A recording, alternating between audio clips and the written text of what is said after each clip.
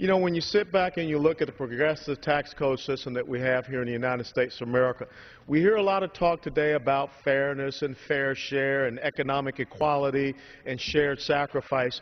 But one of the things we have to come to understand, when you look at the top 1% of wage earners in the United States of America, they're paying close to 40% of the federal income taxes.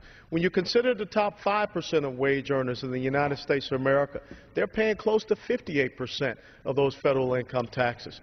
The top 25% of wage earners in the United States of America pay 86% of the federal income taxes. But of course now we're coming to understand that you have a large percentage of Americans, some say it's between 47 to 49%, that are paying absolutely nothing in federal income taxes.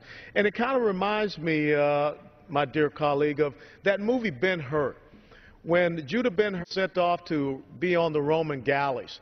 And of course the commander came down and he said very simply, row well and live 41.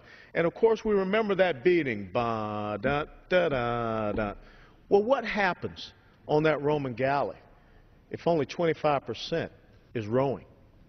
That's the situation that we have here in the United States of America.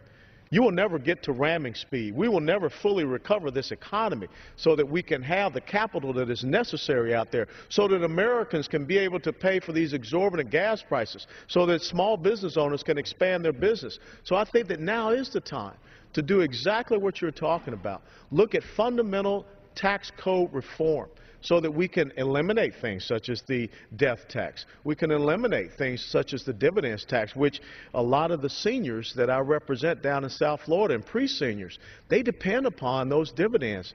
Why are we having these exorbitant taxes upon tax? So I think that this is a great opportunity to have this conversation, and I'm so honored that you allow me to stand here and spend some time with you this evening. Well, very good.